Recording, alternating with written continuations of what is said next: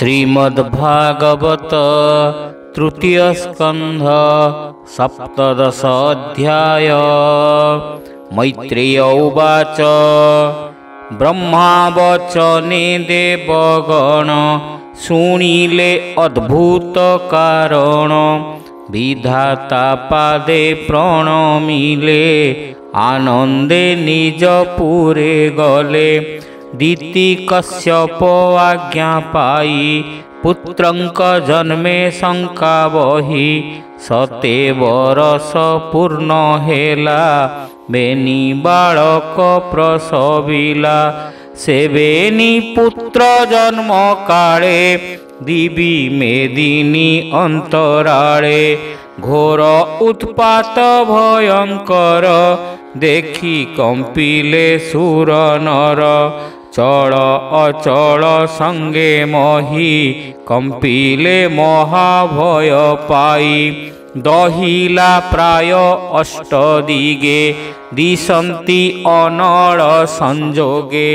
उल्का संकुल वज्र जोगे समुद्र कंपिला तरंगे। कर्कशे बहई पवन उच्चेषु भई घोर स्वन। घोर प्रचंड वात बले वृक्षे उड़िले अंतराले। धूली पूरिला दश दिशे निबिड़ अंधार प्रकाशे। उच्चे हसिला प्राय होई तड़ित मेघे आच्छादई। गगने जेते ज्योति थिले घोर तिमिरे न दिशिले। गगने नदी सई पथ तम आकाश कलाग्रस्त। समुद्र गर्जिला तरंगे क्षुधित मकरादि संगे। नदीरु जल सुखी गला निबिड़ पंक प्रकाशिला। आकाशे चंद्र दिवाकर मंडले दिशन्ति धूसर। बिना मेघरे से निर्घात होइला घोर वज्रपात।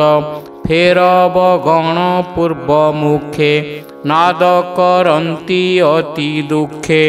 करन्ति अति घोर स्वन तुंडे की जले हुतासन। हरि हरि बोल। श्रुगाड़ी उल्लुक हुंकारे नाद करन्ति अति खरे। गर्दभ संगे स्वाने मिली कांदन्ति ऊर्ध्वे मुख तोली। वृक्षु पड़न्ति पक्षी गणे अरण्य पशु घोर बने। मूत्र पुरीश उत्सर्गन्ति रास भस्वने महाभीति। गावदोहने रक्तस्रवे गगने घोर नाद शुभे। आकाशे पूरी मेघ माळे पूज बरसन्ति गहळे। लिंगे कांदन्ति शक्ति युक्ते वृक्षे पड़न्ति बिना बाते। आकाशे ग्रह गण मिली शून्ये नाचन्ति तारावली। ग्रहे करन्ति घोर रण प्रहारे दिशे अग्निकण। उत्पात देखी गुरुतरे प्रजाए कंपिले निर्भरे। सनक आदि चारि भाई देखन्ति शून्य मार्गे रही। विश्व संसारे महात्रासे सृष्टि प्रलय प्राय दिशे। एमन्ते कश्यप भुवने पुत्रे बढ़न्ति दिने दिने। स्वभावे कर्कश शरीर दिशन्ति महाभयंकर। पर्वत प्राय दिने दिने बढ़िले कश्यप भुवने। शिरे किरीट हेममये उच्चे गगन किबा छुए। रवि की जीणी कटी माझे सुवर्ण मेखला विराजे। वज्र समान गदा हस्ते नित्ये धावन्ति नाना पथे। रुहे मिलन्ति घोर नादे भूमिकंपई बाजी पादे। हरि हरि बोल। हेमंते पुत्रंकर गति देखी कश्यप प्रजापति। नामकरण होम कला बेनी पुत्रंक नाम देला वज्र कठिन देखिब पू बड़ जे हिरण्यकशिपु अनुज ताहा तहु दक्ष कल्पिला नाम हिरणाक्ष दिनकु दिन महाबपु बढ़िला हिरण्यकशिपु तपे ब्रह्मांकु तोष कला स्वभावे तेज अनर्गड़ा गदा बुलाई महारोषे बेगे धाइला दश दिशे देखी ताहार दुष्टपण भये कंपिले देवगण बेगे मिलिले तार पासे खटिले जीवनर आसे तार अनुज हिरणाक्ष गदा समरे महादक्ष ज्येष्ठ भ्रातार प्रियकारी युद्धे बुलई गदा धरी बड़े पशिला स्वर्गपुरे सुवर्ण नुपुर पयरे चालन्ते ऋणु झुणु बाजे कुसुम माला गले साजे कंधे पकाई गदावर किय बा देवा पटांतर तार गमन अति बेगे अति उत्कट मत गर्भे देखी पड़ाती रिपुजुथे निर्भय भ्रमई जगते देवे ताहार रूप देखी भाजिले त्रिदीव उपेक्षी आकाश तेजी देव गणे भय लुचिले घोर बने बने बुलिले तार दर्पे गरुड़ भय जेन्हे सर्पे स्वर्गे पशिला बेगे जाई देखिला स्वर्गे लोक नाही देवता इंद्र राज मेले स्वर्ग संपद छाड़ी गले देखिला स्वर्गे केही नाही गर्जन कला मत होई देखिण इंद्रर संपद अनेक कला घोर नाद मुहूर्ते स्वर्ग पुरे बसी पुणी मिलिला मर्ते आसी असुर विचारई मने पशिबी वरुण भुवने मोहर प्राय गदा बळे के अबा अछई पाताळे हेमंत मने विचारिला जलदि मध्ये से पशिला से मदमत्त हस्ती प्राय जलधि मध्ये अवगाहे हेमंते हिरणाक्ष वीर जले पशिला क्रोध भर जले पसंते महासुर कंपिला वरुणर पुर भाजिले जल जंतु गणे केबा बलिब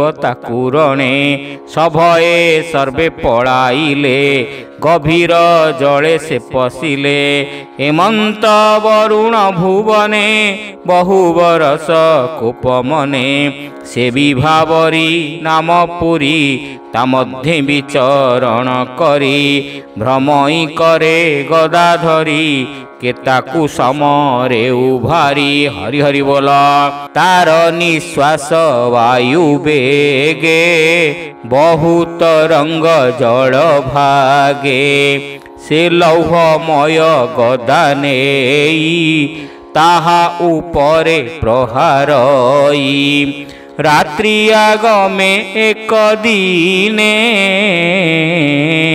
मिली वरुण सन्निधाने अळप हसी उपहासे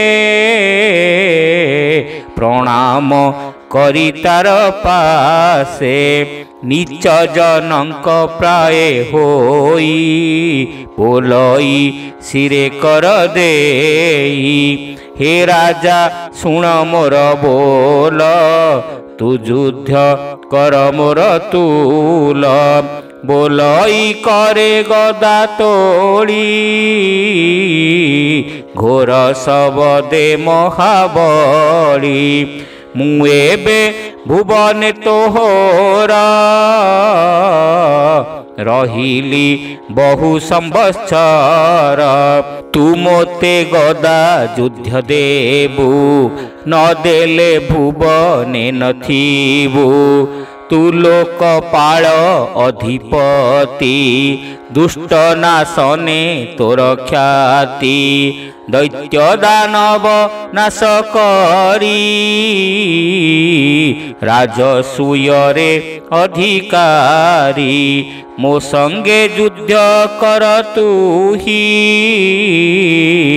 नहेले सुख तोर नाही तू लोकपाल शिरोमणि तोर महिमा मुहि जानी मिलिली तोहर सम्मुखे समर कर आत्मसुखे तू धर्मदाता मध्य मेरु वीर मानक दर्पहरू मोहर दर्प एबे हर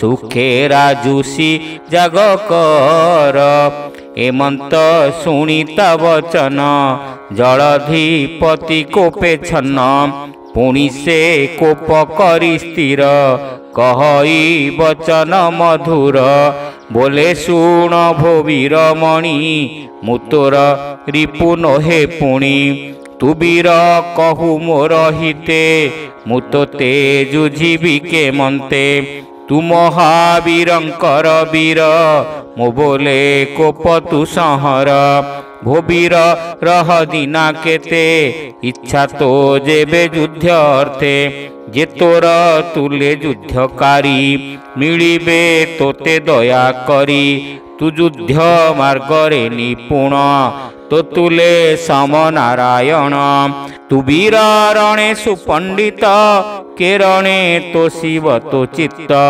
केवल पुराण पुरुष से विष्णु करि पारे तोष तोते मारिबे से समरे तू पुणी संग्राम भूमि रे वीर शयने तू आनंदे सोईबु कुकुरंक मध्य से रूप बहे जगते तोहर प्राय दुष्ट जेते ताहांक गर्भ चूर करे संसार हिते से बिहरे साधुंक अनुग्रह अर्थे ताओब तार ए जगते तो परी असाधु विनाशे जगते से रूप प्रकाशे हेमंत असुर को कही मने चिंतई भावग्राही से हरि चरणारविंदे सुजने प्रणम आनंदे तृतीय स्कंधे भागवत कहई दास जगन्नाथ भावे तृतीय स्कंधे भागवत भावे कहई दास जगन्नाथ भावे तृतीय स्कंधे भागवत कहई दास जगन्नाथ। हरि हरि बोल। इति श्रीमद्भागवते महापुराणे पारमहंस्यां संहितायां तृतीय स्कंदे हिरण्याक्ष दिग्विजये नाम 17 अध्याय।